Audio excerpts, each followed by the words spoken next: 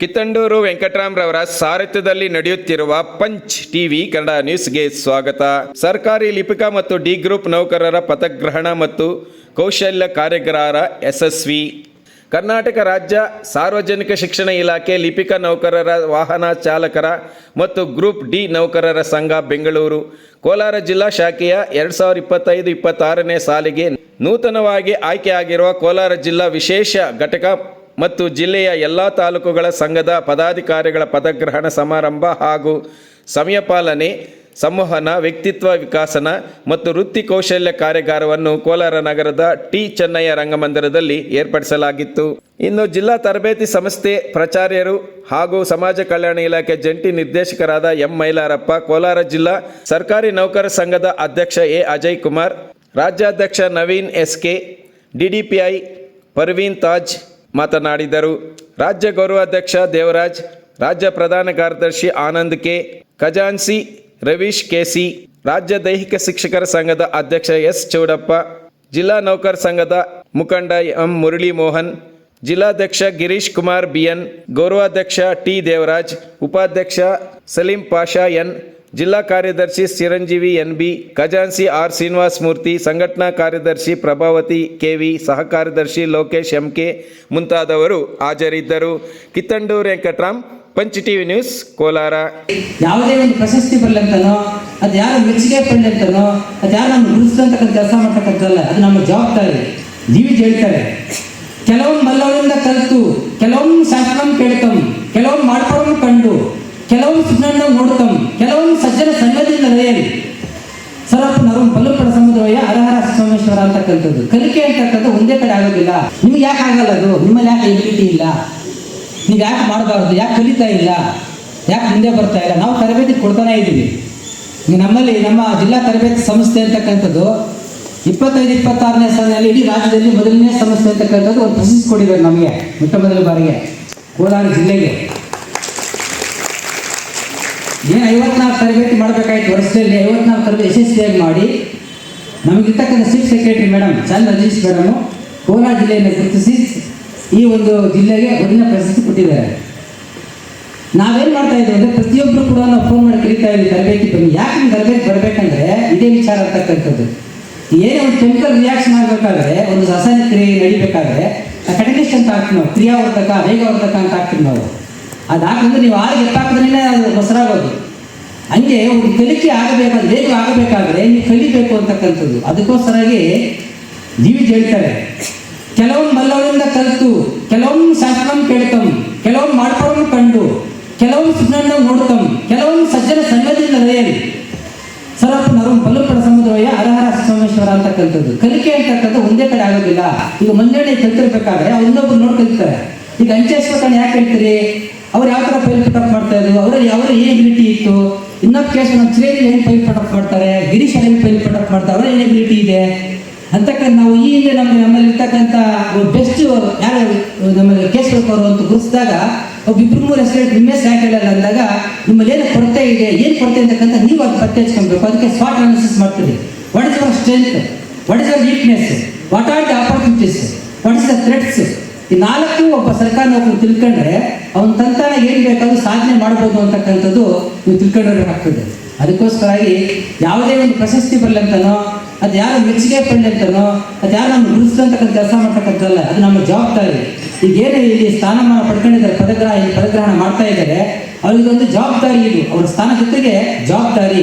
ಯಾವ ಸರ್ಕಾರದ ಮೇಲೆ ಡಿ ಇದೆ, ಯಾವ ಸರ್ಕಾರಕ್ಕೆ ಪ್ರೊಬೇಷನರಿ ಆಗಲಿಲ್ಲ, ಯಾವ ಸರ್ಕಾರಿ ನೌಕರರಿಗೆ ತೊಂದರೆಯಿದ್ದಾನೆ ಅಂತಕ್ಕಂಥದ್ದನ್ನ ನೀವು ಲಿಸ್ಟ್ ಮಾಡ್ಕೊಳ್ಬೇಕು. ಯಾರ್ಯಾರು ಆಯ್ಕೆಯಾಗಿದ್ದೀರಿ ನಿಮ್ಮ ಕ್ಷೇತ್ರದಲ್ಲಿ, ನಿಮ್ಮ ಇಲಾಖೆಯಲ್ಲಿ ಯಾರು ತೊಂದರೆ ಇರ್ತಕ್ಕಂಥದ್ದನ್ನ ಒಂದು ಲಿಸ್ಟ್ ಮಾಡಿಕೊಂಡು ಆ ಲಿಸ್ಟ್ ಪ್ರಕಾರ ಅವ್ನು ಆಗ್ತಾ ಇದೆ. ಡಿ ಆಗಿರ್ತದೆ, ಅವ್ರು 3 ವರ್ಷ ಸೆಟಲ್ಮೆಂಟ್ ಆಗಿರಲ್ಲ, ಪ್ರೊಬೇಷನರಿ ಆಗಿರ್ತದೆ, 4 ವರ್ಷ ಪ್ರೊಬೇಷನರಿ ಆಗಿರಲ್ಲ.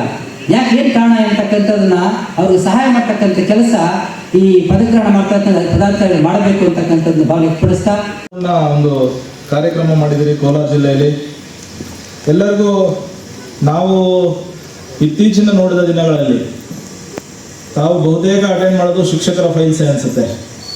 ಅವರ ಫೈಲ್ಸಲ್ಲಿ ಏನು ಟೈಮ್ ಬೌಂಡ್ ಆಗ್ಬೋದು, ಪ್ರೊಬೇಷನರಿ ಡಿಕ್ಲೇರ್ ಆಗ್ಬೋದು, ಅವರ ಇನ್ಕ್ರಿಮೆಂಟ್ಸ್ ಆಗ್ಬೋದು. ಇನ್ ಟೈಮ್ ಮಾಡಿದಾಗ ಟೈಮ್ ಬೌಂಡ್ಸ್ಗೆಲ್ಲ ಆ್ಯಕ್ಚುಲಿ ಅರ್ಜಿ ತಗೊಳ್ಳೋ ಅವಶ್ಯಕತೆ ಇಲ್ಲ. 10 ವರ್ಷ ಆಗ್ತಾ ಇದೆ, 15 ವರ್ಷ ಆಗ್ತಾ ಇದೆ ಅಂದರೆ ಅವ್ರವರೆಗೂ ನೀವು ಅರ್ಜಿನೇ ಕೇಳಬೇಡ್ರಿ. ಸುಮೋಟೋ ತಾವೇ ಅಟೆಂಡ್ ಮಾಡಿ ಇದಕ್ಕೆ 10 ವರ್ಷ ಟೈಮ್ ಆಗಿದೆ, ಇದಕ್ಕೆ 15 ವರ್ಷ ಟೈಮ್ ಆಗಿದೆ ಅಂತ ಮಾಡಿದಾಗ ಅವ್ರಿಗೂ ಅನುಕೂಲಗಳಾಗ್ತಾ ಇರ್ತವೆ.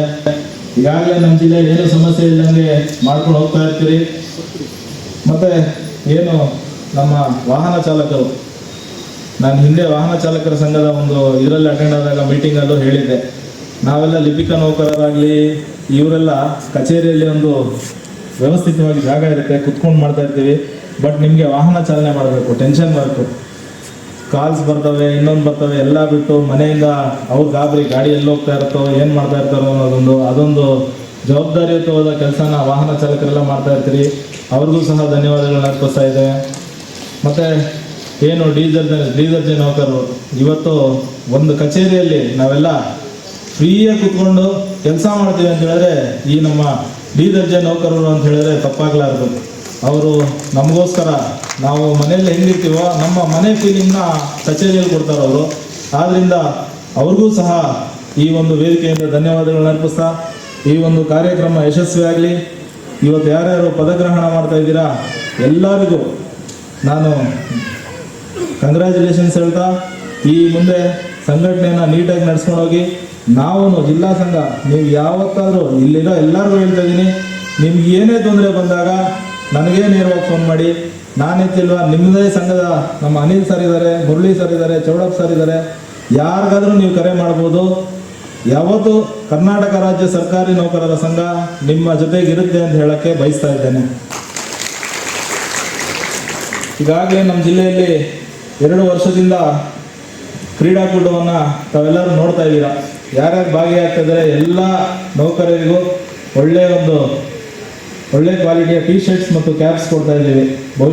ಬಹುತೇಕ ಜಿಲ್ಲೆಗಳಲ್ಲಿ ಈ ಒಂದು ಇಲ್ಲ, ನಾವು ಮಾಡ್ತಾ ಇದ್ದೇವೆ. ಇನ್ನು ಮುಂದಿನ ದಿನಗಳಲ್ಲಿ ತಾವೆಲ್ಲ ಭಾಗಿಯಾಗಿ ಎಲ್ಲ ನಮ್ಮ ಕಾರ್ಯಕ್ರಮಗಳಲ್ಲಿ ಭಾಗಿಯಾಗಿ ನಾವು ಇದೇ ಥರ ನಡೆಸ್ಕೊಂಡು ಹೋಗ್ತೀವಿ. ಇನ್ನೂ ಮತ್ತಷ್ಟು ಕಾರ್ಯಕ್ರಮಗಳನ್ನ ಮಾಡೋಣ. ನಮ್ಮ ಸಂಘಟನೆ, ನಮ್ಮ ಸಂಘದ ಬಲವನ್ನು ಏನು ಮೇಲಧಿಕಾರಿಗಳಿದ್ದಾರೆ, ಸರ್ಕಾರ ಇದೆ, ಅವ್ರ ಗಮನಕ್ಕೆ ತರೋಣ ಅಂತ ಹೇಳ್ತಾರೆ.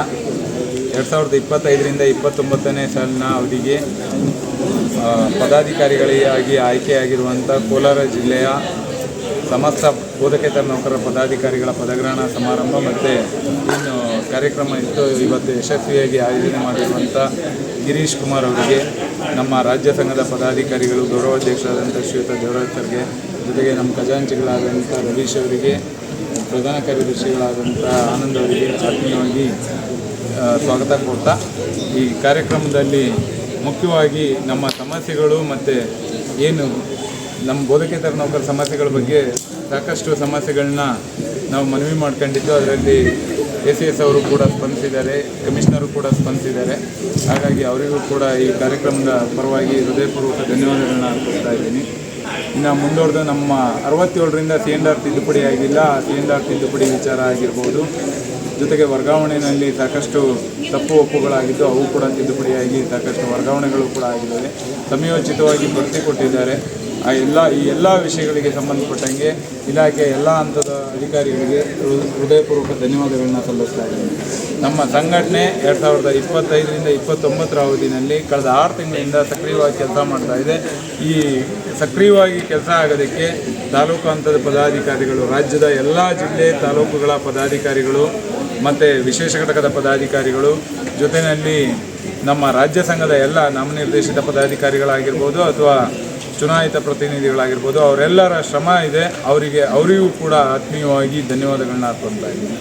ಕಾರ್ಯಕ್ರಮ ಯಶಸ್ವಿಗೆ, ಇಂದಿನ ಕೋಲಾರದ ಕಾರ್ಯಕ್ರಮ ಯಶಸ್ವಿಗೆ ಕೋಲಾರ ಜಿಲ್ಲಾಧ್ಯಕ್ಷರು, ಉಪನಿರ್ದೇಶಕರು, ಜೊತೆಗೆ ಕೋಲಾರದ ಸಮಸ್ತ ಬೋಧಕೇತರ ನೌಕರರು ಮತ್ತು ಪದಾಧಿಕಾರಿಗಳಿಗೂ ಕೂಡ ಹೃದಯಪೂರ್ವಕ ಧನ್ಯವಾದಗಳನ್ನ ಅರ್ಪಿಸ್ತಾ ಇದ್ದೀನಿ. ನಮ್ಮ ಏನು ಪತ್ರಿಕಾ ಮಾಧ್ಯಮ ಮಿತ್ರರು ಮತ್ತು TV ಮಾಧ್ಯಮ ಮಿತ್ರರಿಗೂ ಕೂಡ ಧನ್ಯವಾದಗಳನ್ನ ಅರ್ಪಿಸ್ತೀನಿ. ಜಿಲ್ಲಾ ಶಾಖೆ ಕೋಲಾರ ವತಿಯಿಂದ ಇವತ್ತೇನು ಒಂದು ಎಲ್ಲ ಬೋಧಕೇತರ ನೌಕರರಿಗೆ ಕಾರ್ಯಾಗಾರ ಮತ್ತು ಹೊಸದಾಗಿ ಆಯ್ಕೆಯಾದಂಥ ಪದಾಧಿಕಾರಿಗಳ ಪದಗ್ರಹಣ ಸಮಾರಂಭ ಇಟ್ಕೊಂಡಿದ್ವಿ.